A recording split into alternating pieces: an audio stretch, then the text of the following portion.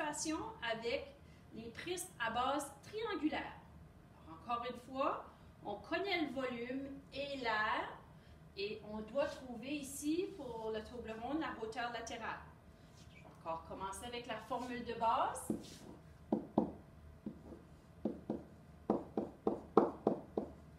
Donc, l'air de la base pour la hauteur latérale.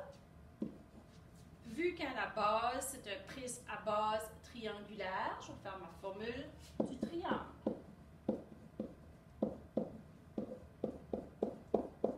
Fois la hauteur latérale qui est ici. Je vais aller remplacer les valeurs connues. Donc, mon volume, base de mon triangle 7, hauteur de mon triangle 8, divisé par 2, fois la hauteur latérale, que je ne connais pas, je mets H. Donc, 56 divisé par 2, 56 divisé par 2, juste pour faire sûr, 28, c'est ça. Donc, 28H. Je vais aller vers ma variable H, donc, divise par 28, divise par 28, H est égal, ah ben là c'est 10, donc 10 cm. OK? Alors j'ai un autre prisme à base triangulaire ici. Je vais aller chercher qu'est-ce qu'est la hauteur latérale. L'air est indiqué ici. Donc c'est un petit peu plus long ceci.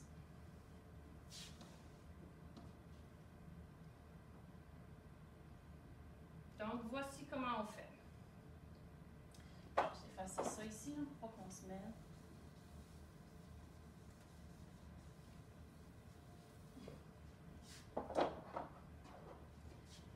Donc, puisque j'ai encore calculé l'air total, je vais commencer avec la formule de l'air total. Juste vous montrer sur un prisme à base triangulaire. Alors, j'ai deux triangles, donc mes deux extrémités. OK.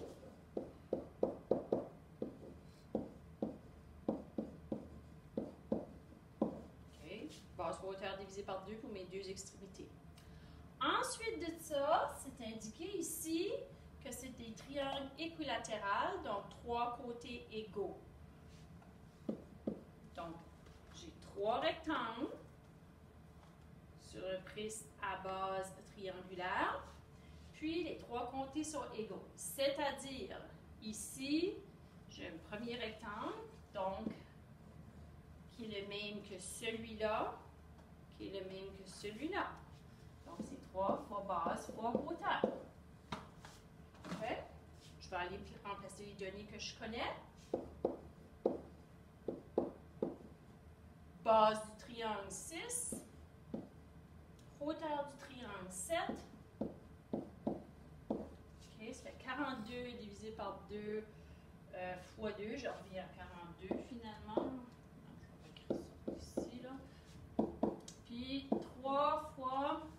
Bon, la base de mes rectangles, ce serait ici. Donc, c'est le 6 et non le 7. Il faut faire attention à ne pas se tromper. La base des rectangles, c'est 6. La hauteur, je ne la connais pas. Donc, je mets H. OK? Encore une fois, 186 pour l'air total. Ça, ici, je l'ai calculé, je l'ai mis 42. Donc, ici, c'est 3 fois 6 qui fait 18. 18 fois H, ça fait 18H. OK? Donc, je reviens à l'algèbre. J'isole ma variable. Je commence toujours par la valeur qui est le plus éloignée de la variable. Donc, je vais enlever 42. 186 moins 42. Oups, j'ai dû faire une erreur.